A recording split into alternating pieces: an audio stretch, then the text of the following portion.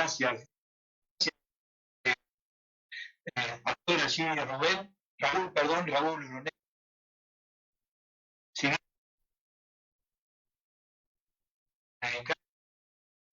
también en la capacitación. Y saben que mientras estaba aquí acomodando todo y viendo por Facebook, nunca predicar desde nunca un día iba a estar predicando. Increíble cómo Dios nos lleva y los tiempos que tenemos. Y vaya, ahí antes el libro de Juan y versículo 17. Este versículo va a ser el versículo madre, ¿sí? De extraer este tiempo.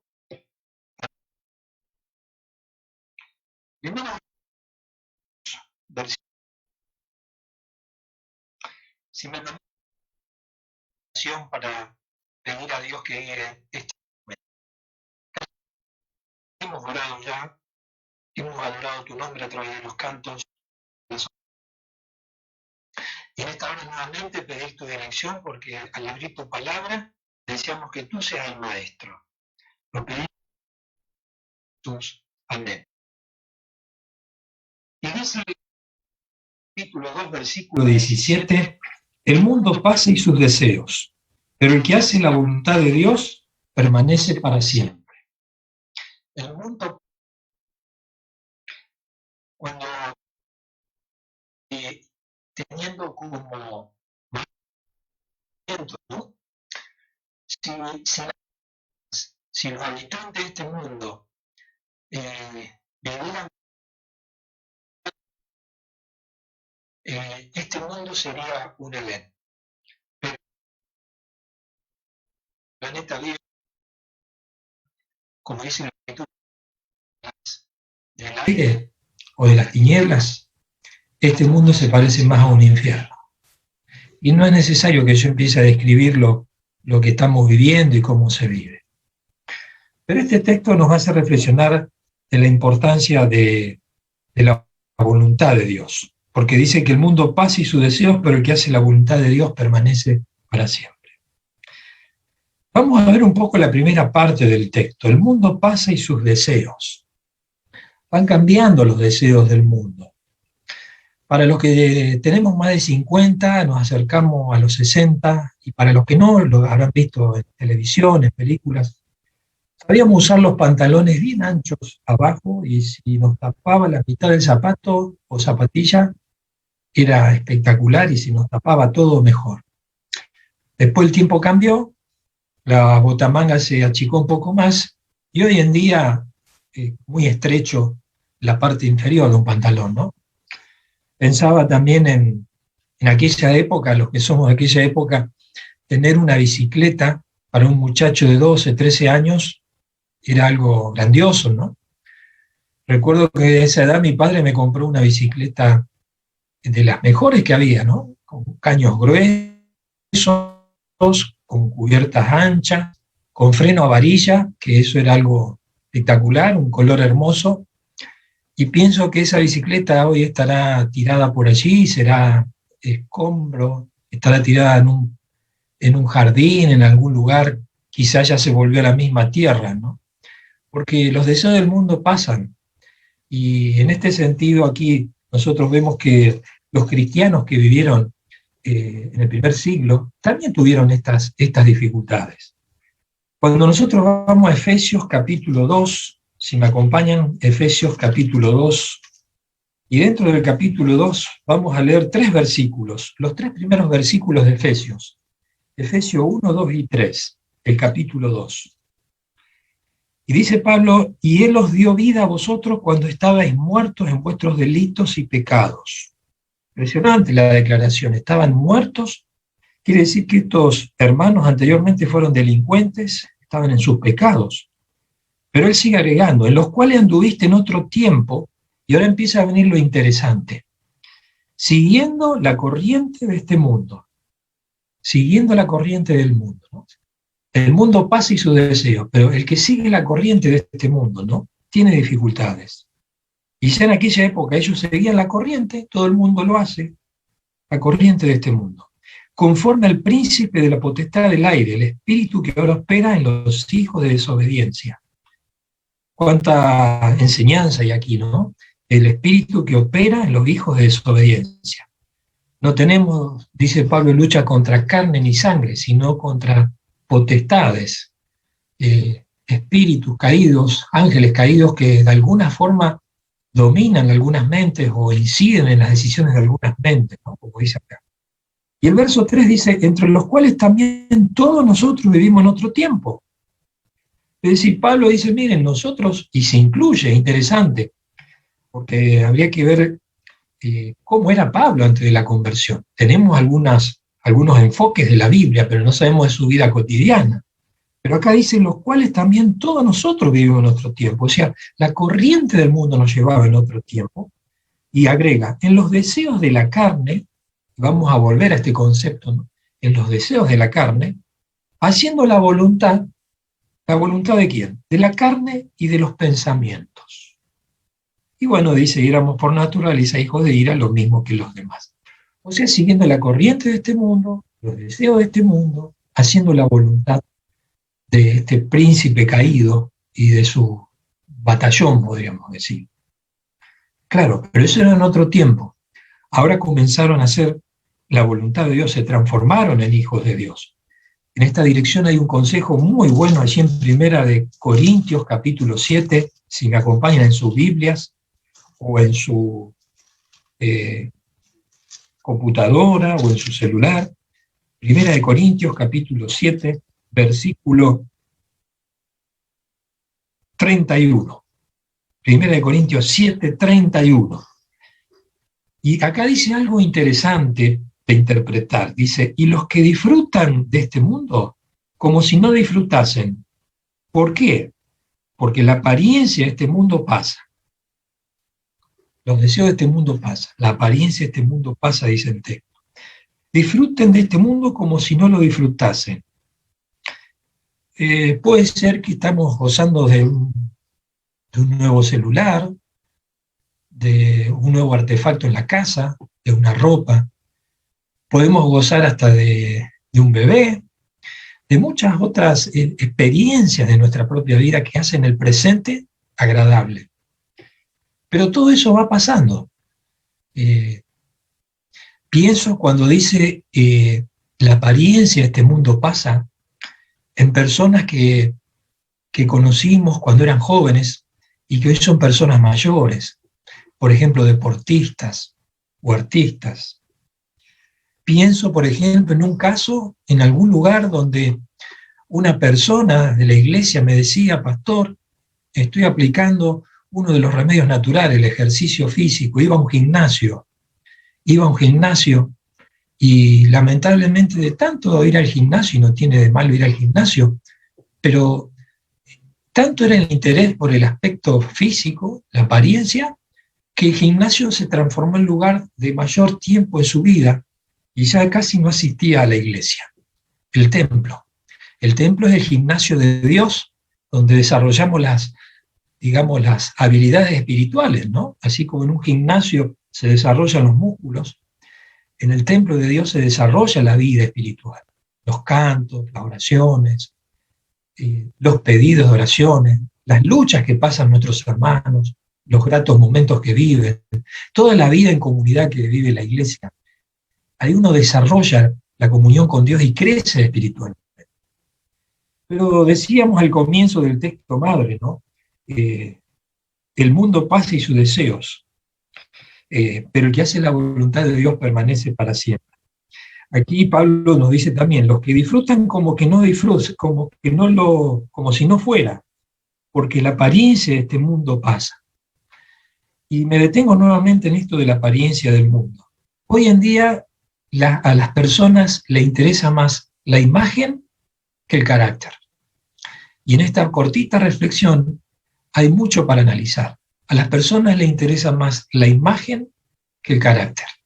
Lo que representan, lo que las personas ven de ella, hay una comunicación visual muy grande hoy en día, más que el carácter, ¿sí? Formar la parte de la personalidad cuando hay que tomar decisiones, la voluntad, el equivocarse y arrepentirse y avanzar, el escoger lo bueno y no lo malo, es una realidad de este tiempo. Importa más la imagen que el carácter. Y en este sentido, Pablo nos dice en otro consejo, en Segunda de Corintios ahora, Segunda de Corintios, en el capítulo 4, si me acompañan, Segunda de Corintios, capítulo 4, y dentro del capítulo 4, el último versículo del capítulo 4, el 18, y Pablo nos dice, la Escritura nos dice, Dios nos dice, no mirando nosotros las cosas que se ven, sino las que no se ven. Pues las cosas que se ven son temporales, pero las que no se ven son eternas. De hecho, que uno vive en este mundo, hay que trabajar, hay que educar, hay que cuidar la familia, hay que hacer un montón de actividades propias, ¿no? Pero la esencia de lo que Pablo nos dice aquí, las cosas que se ven no perduran, son temporales. ¿Saben que cuando yo leía este texto, pensaba en nuestro país, por ejemplo? Nuestro país, para los que somos grandes ya, y volvió la democracia allí por el año 83, nuestro país ha tenido de ese tiempo hasta aquí, 4 presidentes que tuvieron mucho poder, que las multitudes lo seguían. Y estos 4 hombres ya descansan, su poder pasó. Todo pasa en esta vida, pero lo que hacen la voluntad de Dios, dice la Escritura, permanecen. Pero acá dice, las cosas que no se ven son eternas. Y creo que el mejor ejemplo es el amor. Cuando uno va a la poesía magna del Nuevo Testamento, Primera de Corintios 13, Pablo dice en Primera de Corintios 13, en el verso 8, que un día las lenguas cesarán. Un día nos comunicaremos de una sola forma todos. Un día las profecías, dice en el versículo 8, cesarán. Ya entenderemos la última parte de Daniel y gran parte de Apocalipsis. Ya no necesitaremos profecías. Ni siquiera vamos a necesitar orar. Ni siquiera vamos a necesitar fe, esperanza, porque estaremos viviendo en el mundo real. Pero en ese verso 8 Pablo dice en esa poesía que el amor permanece para siempre. El amor con que Dios nos amó hace miles de años sigue igual. Pero pensemos en nosotros, a veces cuando perdemos a un ser querido, porque descansa, el afecto, el amor que hemos tenido por esa persona, de alguna forma, está en nosotros. A Jesucristo no lo podemos ver, pero de hecho que lo amamos. Porque el amor es eterno, trasciende el tiempo, trasciende el espacio, la geografía, trasciende los años.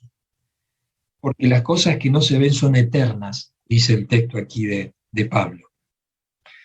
Y en este sentido, llevarlos a otro pensamiento de Pablo, allí en Romanos capítulo 12. Romanos capítulo 12, versículo 2, que este versículo es el que le dio, digamos, la génesis al título del sermón. Romanos 12, 2 dice, no conforméis a este siglo, con la forma, no tomen la forma de la gente de este siglo, de este tiempo. Claro el mensaje. Sino transformados por medio de la renovación de vuestro entendimiento, para que comprobéis cuál es la buena voluntad de Dios. O sea, el entendimiento, la lectura de la Escritura, el comunicarme en oración, me ayuda a entender la voluntad de Dios. Y Pablo termina diciendo que la voluntad de Dios, ¿cómo es? Agradable y perfecta. Agradable y perfecta. Sí. Y la segunda parte del texto madre, Primera de Juan, capítulo 1, capítulo 2, versículo 17, Primera de Juan, capítulo 2, versículo 17. La segunda parte decía, además, lo que ya dijimos, el mundo pasa y sus deseos, pero el que hace la voluntad de Dios permanece para siempre. El contrapeso de este pasaje.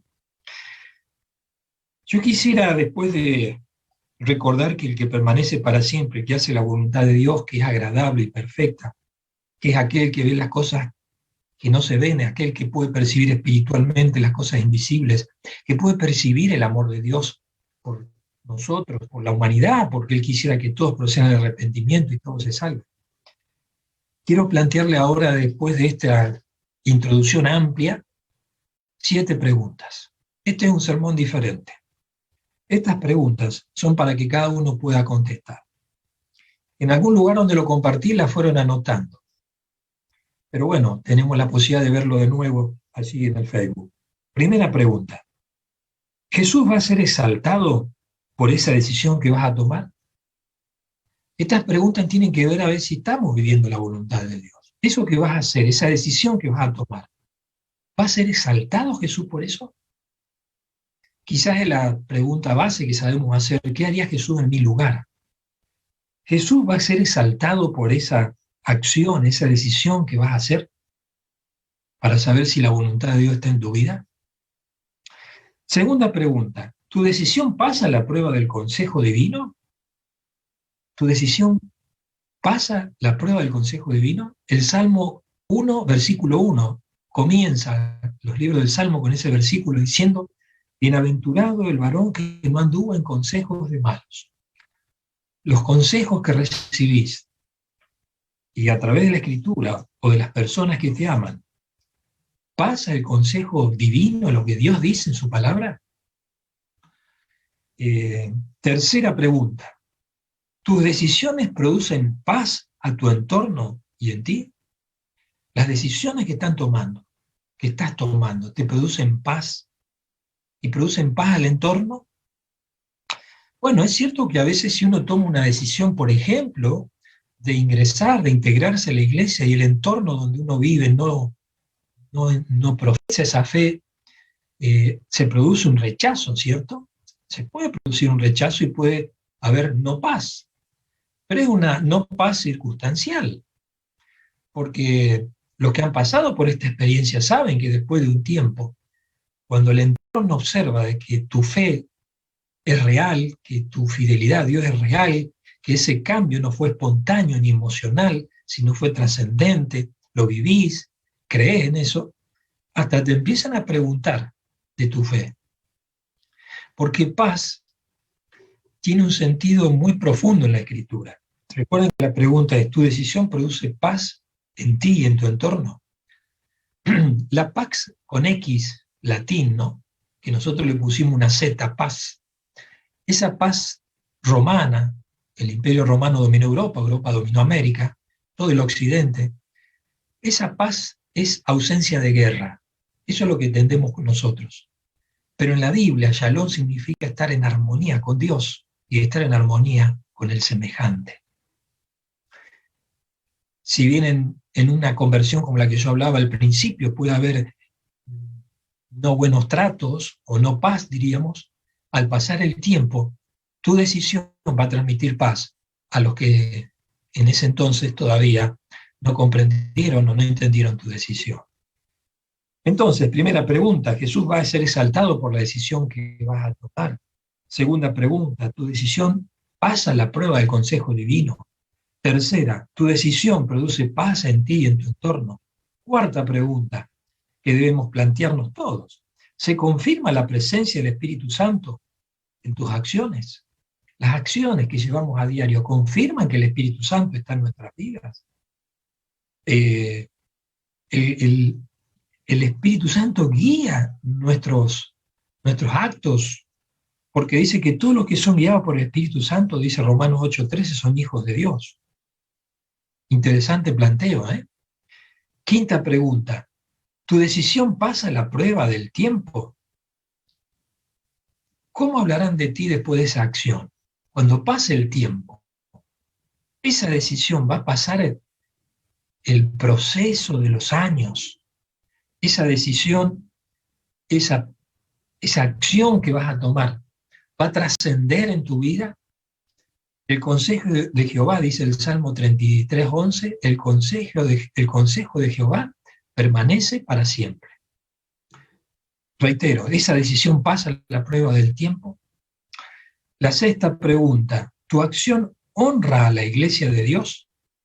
¿Esa acción De hecho, esa decisión que te lleva a esa acción honra a la iglesia, porque a veces uno puede pensar, bueno, esta acción es individual, no es corporativa, no es colectiva, pero somos un cuerpo. Cuando un hermano, una hermana, un niño, un joven, un adulto, un anciano, toma una decisión que no es grata a Dios, que afecta a la iglesia, en mayor o menor grado nos afecta a todos. Hay personas que después de haber tenido una transgresión, yo diría, agravante, dicen, bueno, pero yo ya lo arreglé con Dios. Bueno, perfecto, está bueno que lo haya arreglado con Dios. Pero ese es el primer paso, porque cada uno de nosotros públicamente somos adventistas, representamos a una iglesia. Y si ese acto ha traído oprobio a la iglesia, yo también tengo que arreglar esa situación con la iglesia, no solo con Dios. Piensa, probablemente en tu trabajo tú eres el único adventista, probablemente en tu familia o en tu barrio, y la gente ve en ti al adventismo. Representás a la iglesia adventista, así como eres, como somos. Por eso nos debemos también a la iglesia, a las acciones, porque como bien describe la Escritura, somos un cuerpo. Y la última pregunta, ¿has rendido tu voluntad al Padre? Qué pregunta, ¿no? Yo pienso en Jesús cuando estaba en Getsemaní. No, yo no quiero pasar esto, pero Padre, si es tu voluntad, vamos a avanzar. ¿Qué momento, no? Identificarnos en un grado menor con una decisión de nuestras vidas, en nuestra vida, cuando tenemos que pasar por un valle o estar en un Getsemaní que no quisiéramos, pero que puede ser la voluntad de Dios, para que crezcamos, para afirmarnos, para creer más en Él, para confiar más en Él. Cierro entonces, volviendo al texto madre, si me acompañan en primera de Juan capítulo 2, pero para ver el contexto de ese versículo. Yo leí el 17, pero si me acompañan el versículo 15 y 16 que están en el contexto. No améis al mundo ni las cosas que están en el mundo. Si alguno ama al mundo, el amor del Padre no está en él. Y ahora viene algo magistral. Deténganse por un momento en el verso 16. Porque todo lo que hay en el mundo, los deseos de la carne, los deseos de los ojos y la vanagloria de la vida, no provienen del Padre sino del mundo. 3 descripciones que hace aquí Juan, que evidentemente tenía Génesis, el libro de Génesis en su corazón, en su mente. Mira, 3 cosas, los deseos de la carne, los deseos de los ojos y la vanagloria de la vida. No pierdas este texto, pero acompáñame allí en Génesis capítulo 3, que es el texto que Juan tenía en su mente cuando hablaba o escribía esto. Génesis 3:6. Génesis 3:6. Y vio la mujer que el árbol era bueno para comer. ¿Sí? Y fíjense en lo que dice ahora. Era agradable a los ojos. ¿Qué decía Juan aquí? Los deseos de la carne, los deseos de los ojos. Dice que el árbol era bueno para comer, deseos de la carne. Agradable a los ojos, las pasiones. Y árbol codiciable para alcanzar sabiduría. 3 características. Bueno para comer, agradable a los ojos, codiciable para alcanzar sabiduría. Aquí Juan ya madurando ese concepto dice en el versículo 16, los deseos de la carne, y podríamos hablar un montón de esto, los deseos de los ojos, cuántos problemas puede traer los deseos de los ojos, y la vanagloria de la vida, ¿no? Conocimiento, como dice Eclesiastés, cuando mayor el conocimiento puede haber mayor peligro, ¿no? La vanagloria de la vida. Qué interesante, siguen siendo las mismas dificultades que tuvo allí el Edén, en otro cuadro, en otro modo, en el siglo XXI sigue siendo lo mismo. Los deseos de la carne, los deseos de los ojos y la vanagloria de la vida. Por eso él termina diciendo que el mundo pasa y sus deseos, pero el que hace la voluntad de Dios permanece para siempre. Hacer la voluntad de Dios significa entregarnos a Él cada mañana. Somos cristianos, somos adventistas por 24 horas. Solo por 24 horas. Porque esto hay que renovarlo cada mañana, cada día. asegurarnos de que las promesas de Él, aquí dice que el que hace la voluntad de Dios permanece para siempre, sus promesas son eternas, son fieles, son reales. Y Dios puso en nuestro corazón el deseo de vivir. Por eso dice, vive para siempre. Nuestro Dios es un Dios de vida, y esto lo dice una y otra vez Juan en el Evangelio. Jesús dice que es vida, vino para que tengamos vida y vida eterna. El Dios de la muerte es el otro. Hay algo interior en nosotros de querer vivir, de querer estar en la presencia de Dios. Cuando uno cierra un sermón hay un llamado. Yo puedo hacer un llamado auditivo, no lo puedo ver, virtual, pero el llamado es una oración en la cual yo me incluyo, que es pedir a Dios que podamos hacer su voluntad. No por el mero hecho de vivir para siempre, que está bueno desearlo, sino por el hecho de que la voluntad de Dios es agradable y es perfecta. Es agradable y es perfecta. Y cuando uno deja pasar el tiempo, ve que la voluntad de Dios es así. Yo quisiera tener una oración, después vamos a cantar y tener la oración final, pero por todos aquellos que de alguna otra forma sentimos la necesidad de decir, Señor, ayúdame a hacer tu voluntad. Estoy viviendo en el lugar donde tú quieres, estoy trabajando en lo que tú quieres, voy a estudiar lo que tú quieres, estoy siendo el padre que tú quieres, estoy siendo el esposo que tú quieres, soy el abuelo que tú quieres, soy el niño que tú deseas. Tu plan en mi vida se está ejecutando.